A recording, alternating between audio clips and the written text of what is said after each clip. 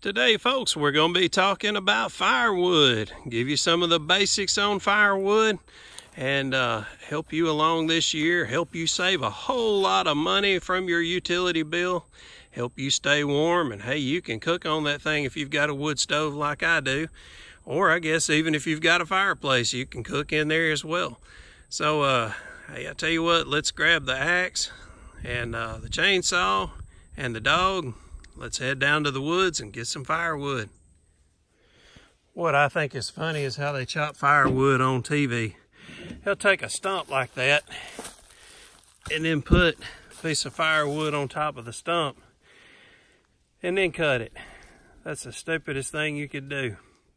The only thing that's wise about that is when you strike this with your axe or splitter, you want the vibration to split the wood, and because this is a hard piece, that does help split the wood. But you can take this piece and set it down on the ground like that. Now if you think about it, when you swing that axe or splitter, you get a much longer swing, which makes it hit that piece of wood that much harder and will split it that much easier. I have never used a hydraulic splitter a day in my life. I have only split wood the old-fashioned style on the ground. So we had a storm come through about a year and a half ago, and it blew this tree over. You can see that it pulled it completely out, the roots out of the ground. Pretty good sized tree. Let me show you how big around it is, or was. So this one tree right here will definitely heat my house for an entire winter. I will spend 3 days cutting it, splitting it, bringing it up to the house. And just these 3 days of me chopping this wood will get me enough firewood to make it through my entire winter. And you can see I've got some on here already. And my utility bills will run me probably anywhere from $75 to $110 through the winter time.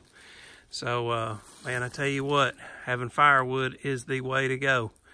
When I didn't have firewood and I relied on electric heat, my utilities were around $325 in the winter time.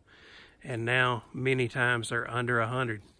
So now what I want to do is teach you a little bit of how to chop firewood.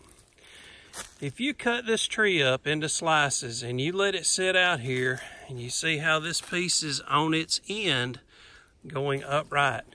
If you was to cut this and let it sit out here for about 5 days, this is what happens. Let me get some of this dirt and debris off here. See how we got these cracks going through here? If I take my splitter and I hit right here, and then the next hit, I hit right in here, this natural split will help me split the wood. You can also see there's one right here. Anytime you see that, always use it to your advantage. Many times what you will see is a tree will have a knot on the side where a tree limb was coming out, a branch. And these lines will avoid that knot. Anytime you see a branch coming out the side, you don't ever want to try to split right here. If there was a knot coming out right here, you would not want to try to split through that knot. You want to try to avoid the knot, go around it.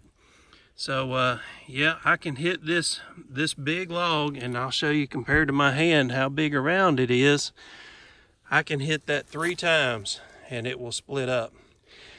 I wished I could show you, but I do not have a lovely assistant to help me hold the camera. So I've got a little dog out here with me today, but I have not been able to get her to do the camera. This is what I take out in the woods with me. This is my little partner. This is Muffy, if y'all have never seen her on this channel before. I take her wherever I go. She's a good little hunting dog. She lets me know if something's coming around. She'll do a little bark. But I always get out here and make sure there's no snakes before I chain her up to a tree. So we're about to head to the house and get her some food and water. And this is what I use to split my firewood with.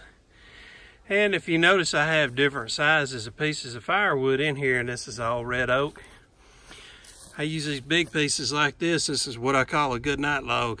You put that on and you can say good night, and there'll be something going in the morning. Hey, if you notice, I don't put my firewood all the way out on my tailgate.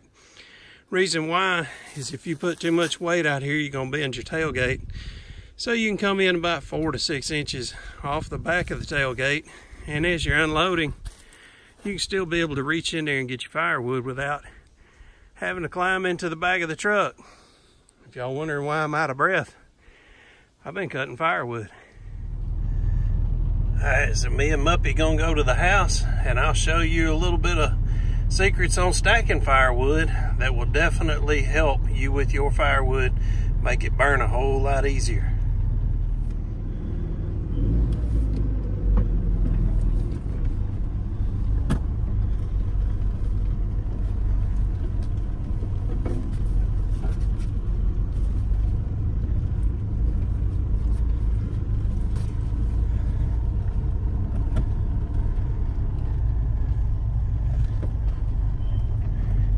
Looking at that window, don't you?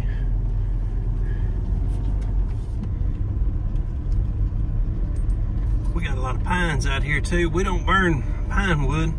Only woods that we burn is oak, cherry, and maple.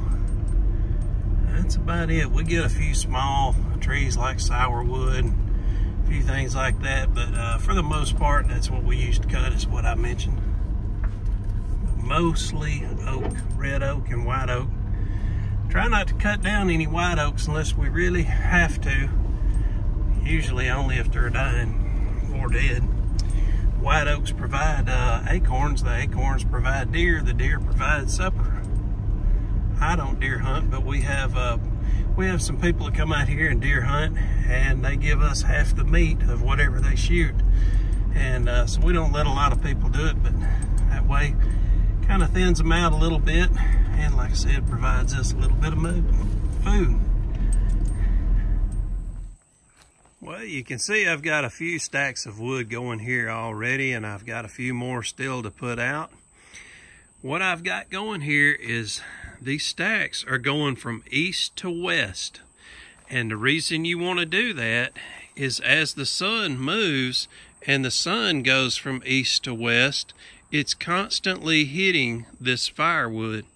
If you think about it going this way, let's say if you had the wood north and south and the sun was going east to west, it could still hit it from this side, the top, and the other side. So that would be okay as well. But what I wanted to do is make sure that it got as much sunlight as it possibly could. But anyway, you can already tell this wood is drying out just by some of the cracks that it's getting into the wood itself.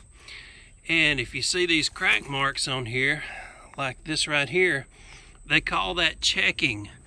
And even though this tree was dead, and I've, it's been dead for over a year, it still was very wet and moist inside, and it's gonna take a while for this wood to dry out. This wood is very heavy. I mean, extremely heavy.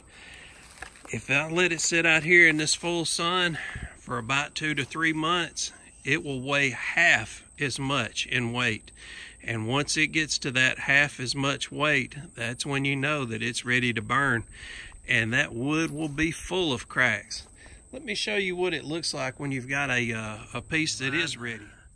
I know you can definitely see a difference between the colors of these. This is more like a dark gray. It's almost turning black. And of course, this is a brilliant yellowish white. But hopefully you can see all the cracks in this wood. These cracks have gone all the way from the center all the way to the edge. And I tell you what, it won't take much at all to get this firewood here going. But you would never be able to get that wood to burn. That wood right there will not burn for at least another 3 to 4 months. I tell you what, I can take some pieces like this that have cracks in them like that. I can take a pine cone and set it down between 2 or 3 pieces like this, light that pine cone, man, I'm in business. Let me show you a good example of how good the sun is at getting the moisture out of this wood. This wood has been in the back of the truck for about 2 hours now, sitting here in full sun. Now I want you to look at this. Look at the moisture on that piece of wood, just because this piece here had been sweating it out.